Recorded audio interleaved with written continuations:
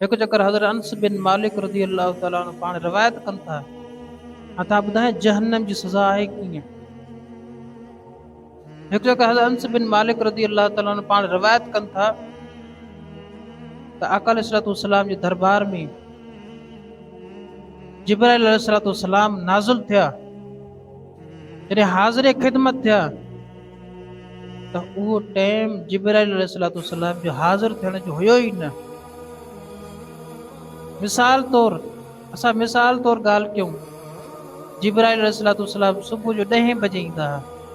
मिसाल हूअं हर रोज़ सुबुह जो 10 बजे ईंदा हुआ, पर हे जीअं हुज़ूर नमाज़ पढ़ी बीठा जिब्राइल पहुची वियो। हाणे टाइम हुयो त न, हूअं 10 बजे ईंदा हुआ, हे सुबुह जो अची पहुता। अहिड़े तरीक़े सां हू जिब्राइल टाइम रखियल हुयो, पर बिना टाइम जे हुज़ूर दरबार में अची पहुतो ऐं जिब्राइल अलैहिस्सलाम जो चेहरो अनवर गमगीन हो, परेशानी जे आलम में हुयो। त मदीने वारा साईं पुछियो जिब्राइल ये हाल वाल, छो परेशान आहे, छाजे लाइ परेशान आहे, कहिड़ी वजह आहे, कहिड़ी ॻाल्हि तोखे परेशान पियो आहे, ऐं हे टाइम त तुंहिंजो अचण न आहे, तूं कीअं हाज़िर थियो। जिब्राइल अलैहिस्सलाम अर्ज़ कयो या रसूल सल्लल्लाहु अलैहि वसल्लम, मुंहिंजा आका अल्लाह ताला अॼु जहन्नम जी बाहि खे वरी उभारे छॾियो आहे।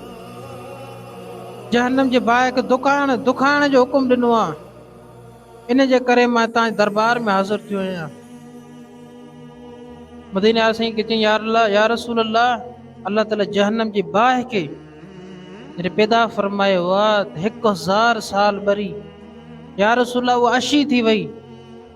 वरी अल्लाह ताला 1000 साल जहन्नम जी बाहि खे ॿारियो, या रसूल उहा ॻाढ़ी लाल थी वई।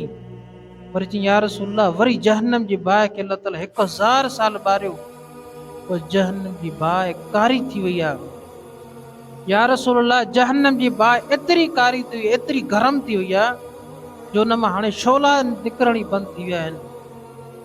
ऐं चई या रसूल सल्लल्लाहु अलैहि वसल्लम, अगरि जहन्नमी खे हिकिड़े जहन्नमी जे कफन जो टुकड़ो, अगरि जहन्नमी जे कफन जो टुकड़ो अगरि आसमान ऐं ज़मीन जे विच में हीअं लटकाए वञे त चई या रसूल सल्लल्लाहु अलैहि वसल्लम, उन जहन्नमी जे कपिड़े जी बदबू सां ही सॼी मखलूक मरी वेंदी। जहन्नमी जे धप सां न भरसा न हूंदो, विच आसमान ज़मीन जे विच ते लटकायो वञे सभु नंढड़ो टुकड़ो, या रसूल उन बदबू सां इंसान मखलूक भरी वेंदी। चई या रसूल सल्लल्लाहु अलैहि वसल्लम, अगरि जहन्नम जी बाहि जो सुईअ जेतिरो सोराख, ॾिसो न सुई केतिरी सन्ही हूंदी आहे, हिन में धाॻो विझण मुश्किल हूंदो आहे।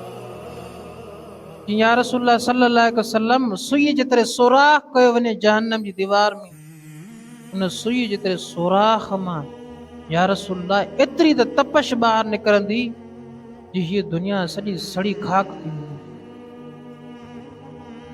अंदाज़ो हणो सुई जेतिरो सोराख थिए, नंढड़ो ज़रड़ो, हथे निशान नथो ठहे, नंढड़ो ज़रड़ो सुई जेतिरे सोराख जेतिरी करे मां सोराख थी वञे, बुरखो थी वञे त उन मां एतिरी तपश ॿाहिरि रिलीज़ थींदी जो हुन जी सॼी दुनिया जी सड़ी खाक थी वेंदी। ऐं अर्ज़ु कई या रसूल सल्लल्लाहु अलैहि वसल्लम, अगरि जहन्नमी शख़्स जो जेको ज़ंजीर आहे, जे ज़ंजीर सां हिन जहन्नमी खे ॿधो वेंदो, या रसूल उन ज़ंजीर जे हिन हिकिड़ो कड़ी अगरि कंहिं जबल ते रखी वञे त मुंहिंजा आका उहो जबल ही सॼो पाणी थी वेंदो ऐं उन जो पाणी सती ज़मीन ते वञी पुॼंदो। जहन्नम जी ज़ंजीर जो आलम आहे जो अगरि जबल पत्थर आहे, जबल जे मथां चोटी ते रखियो वञे त उहो सॼो जबल पाणी बणिजी वेंदो ऐं पाणी एतिरो त गरम हूंदो जो सती ज़मीन में निकिरी वेंदो। अंदाज़ो हणो त जहन्नम जी बाहि जो पंहिंजो आलम छा हूंदो। तो ख़ुदा असांखे घुर्जे त असां हिन शयुनि खे ॿुधी करे पंहिंजे नफ़्स ते कंट्रोल कयूं, गुनाहनि खां पुठी ॼऊं ऐं चुगली खां, गीबत खां, गिला खां, कूड़ खां ऐं बदगुमाननि खां, इन्हनि खां बचण जी कोशिशि कयूं। छोजो मुंहिंजा अदा इहे शयूं आहिनि जेके असांखे जहन्नम ॾे वठी थियूं वञनि। इहे चंद शयूं आहिनि जंहिंजे करे असां अॼु पाण खे विञाए वेठा आहियूं। चंद ज़िंदगी जे लाइ इहे चंद शयूं, ॿ टे शयूं जेकी हथ में ॻाइण जेतिरियूं आहिनि, इहे शयुनि जो जंहिं असांजो वकार विञाए छॾियो आहे, असांजी इज़त विञाए छॾी आहे। असां मुंहुं खणण जे लाइक़ न आहियूं। मदीने वारा साईं जेके अलाह जा महबूब आहिनि, असांजे लाइ रोई करे दुआऊं घुरी विया, उम्मत ई मदे अलाह ताला खे पारत करे विया, त सुभाणे असां हुज़ूर ॾाढो कहिड़ो मुंहुं खणी ॾेखारींदा। मीज़ान अमल में असांजा अमल तोरिया वेंदा त हर को पाण खे सोचे त असांजा अमल केतिरा हूंदा, नेकियूं केतिरियूं हूंदियूं, हुन में बुराई केतिरियूं हूंदियूं। इहो घर वञी पाण ते गौर कजो त असांजे क़यामत में छा थींदो। न असां वटि नेकियूं आहिनि, न भलायूं आहिनि, न कंहिंजी मदद कई आहे, त असांजे क़यामत में छा थींदो, क़बर में छा थींदो। क़बर बि अञा परे जी ॻाल्हि आहे, मौत जे वक़्तु छा थींदो।